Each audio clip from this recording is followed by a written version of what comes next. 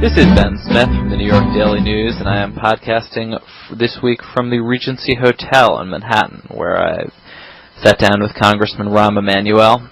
He was at the Regency raising money for the Democratic Congressional Campaign Committee, which he chairs, and is also promoting his new book, which is called The Plan, and which he co-wrote with Bruce Reed. I meant to ask you about the universal service piece of the plan. Can you tell me about it? Like, how's this going to work? Are people going to live in barracks? Universal civil defense training. And so, yeah, I think he had it at 18, but we were saying somewhere at the ages of 18 to 25, you will do 3 months of training. You can do it in between your some point in college, you just do that.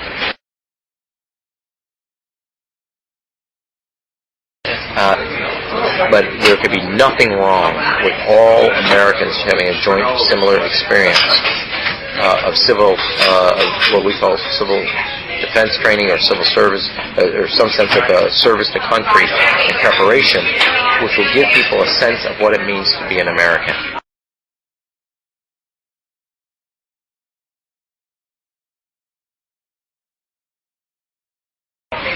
So it is, we propose 3 months. Yeah, but at the end of the day, somebody says it should be 4. I'm not going to sit here and hang up over it. It's a lot more than the U.S. government asks of anybody right now. I mean, I guess you could argue that from taxes. No, it's because we have a lot more. We have a lot more challenges. So you're going to need a lot to do it. But I guess I don't mean to get hung up on the aesthetics of it, but uniforms and people who do people get, if you're worried about doing, if you're worried that if you're going to do 50 jumping jacks, the answer is yes. Right. No, but I mean, is it you kind of shipping the youth of the country out to army bases in the summers? I mean, I wonder how it's going to work. I mean, this is people's experience. It's so abstract. So is it going to be it could be worked through. It's like you go 9 to 5 to some course in the Red Cross building. Well, I mean, the whole idea there is it will be worked out. You could do it through your state National Guard. Could be the vehicle to that. The goal here wasn't to sit here and work out a piece of legislation for you and all that, but that's one venue to doing it. And would it? I mean, I guess would it? Are you? I mean, some sort of I'm a little hung up on the barracks. Is there a reason? Do you want to talk about it? Do you think maybe? I'm going to turn the tape recorder off. Let me ask you a question. Do you have Blue Cross Blue Shield coverage on this? Are you worried about this in some capacity? I'm just curious. I'm just trying to sort of imagine it.